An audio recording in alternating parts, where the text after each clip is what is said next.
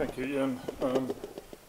I thought I must apologize, first of all, for the paucity of slides. Actually, this is just going to be 10 minutes of talking with very few pictures. I thought what I would just do is give you a bit of an idea of what streaming is about, why it's becoming more important, and why it would be something that would be attractive to this region. I think we can start by looking at the progression from on your left-hand side, true debt, through to streaming, and what the difference really has been, what the difference between the different instruments is.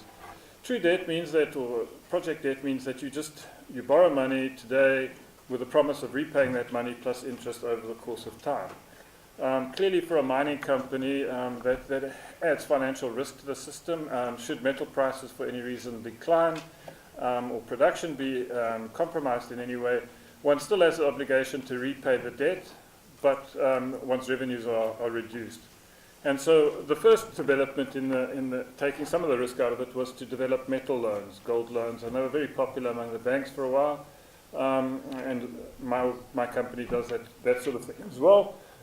Really what one does is one borrows a certain amount of gold or precious metal or metal of any sort up front and promises to pay it back over time. And the interest cost is built into the amount of metal that's repaid, but you still have fixed quantities of metal that need to be delivered over fixed periods of time.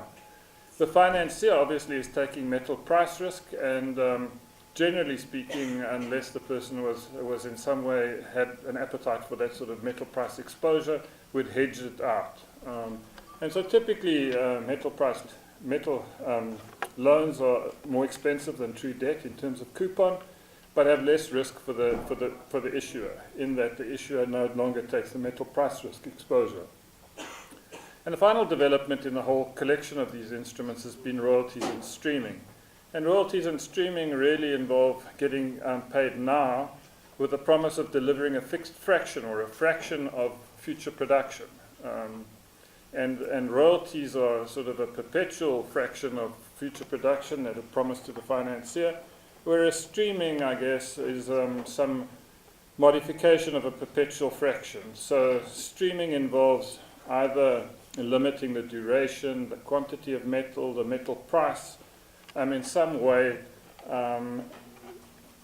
so that you don't have a permanent obligation.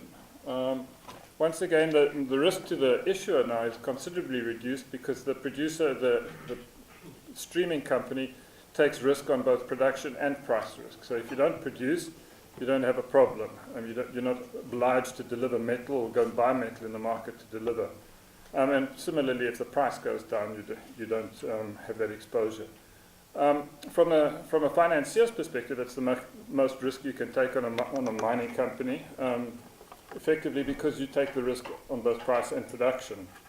But it has become popular among a bunch of equity investors who find it very attractive to get the exposure to production, to price risk, and through a portfolio effect of a number of mines, have the production risk reduced, but not to have the involvement in the mining company itself and all the problems that are associated with it. So it's become extremely popular among a number of investors.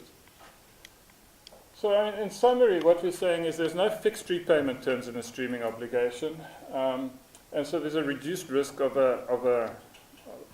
getting into default from a streaming transaction.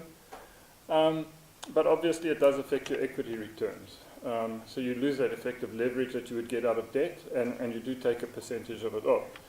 I think what's happening in the market is that there's a lot of smaller streaming companies who are quite expensive, and so in the past, one's equity exposure, one got a re-rating, a positive re-rating from doing a stream rather than a debt instrument, whereas today there's mixed. People actually analyze the stream to see what it's worth. This is a sort of partial list of the streaming companies. They range from the big streaming companies that everybody knows, the sort of Sandstorms, Wheatons, and those sort of guys. These guys will do hundreds of $1 million facilities, often with the major companies. Will often buy a percentage of a precious metal from a variety of sources. Vale would sell a precious metal stream from a number of its mines to a particular buyer. And it ranges right down to the smaller guys who will take down to $5 and $10 million streaming obligations.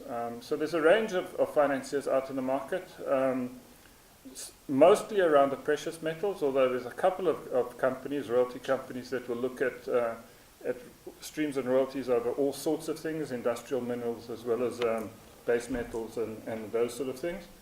And then, of course, the debt funds, the straight debt funds, the credit funds, specialist mining funds are structuring a lot of their work around streaming obligations as well. So they often do a combination of debt, streaming, and equity if necessary. So those guys will also do all that sort of work. And we're one of those sort of people.